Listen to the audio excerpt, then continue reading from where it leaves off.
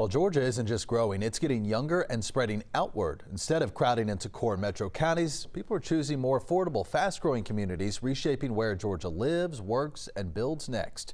New census data shows nearly 47,000 people moved to the Peach State in just a year.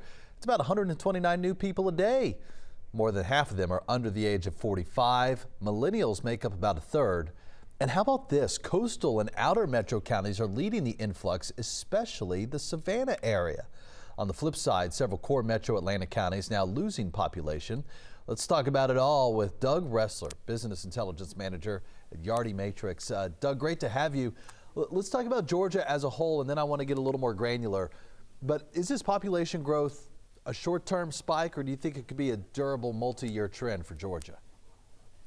We see it the latter. Because Atlanta is making, along with Georgia, is making a concerted effort to really be a manufacturing center and transportation center. If you remember, before Atlanta was called Atlanta, it was called Terminus.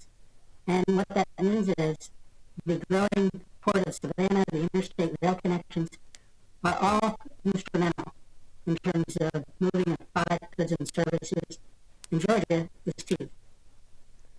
Doug, how telling is it to see millennials and Gen Z kind of driving this migration at the same time? Gen Z and millennials are looking for affordability. What they're doing is moving from urban cores and moving out to more of the affordable living areas like Savannah, Chatham, and some of the other I-85 corridors like Athens. And what are we seeing? You've been talking about Athens, Savannah, those areas. Why are those becoming attractive to young folks? Is it simply too expensive here in the Atlanta metro at this point?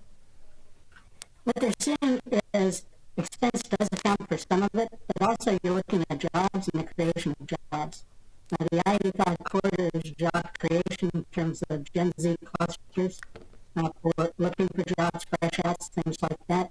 Also, the state of Atlanta has the Appalachian Regional Port neighboring Murray County program that's going on, where Savannah pushes out distribution or transport hubs into other areas of the state, especially the northwest part of the state, like Dawson, Lumpkin, those kind of places. Yeah, some beautiful areas up there, no doubt.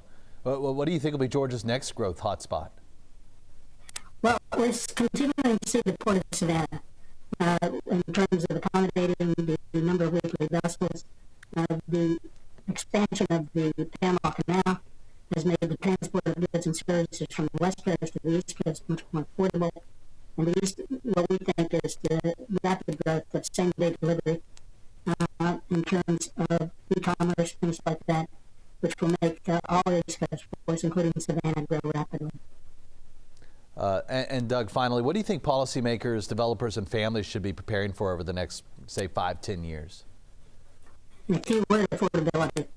What we see is that the housing cost, the gap in housing is real.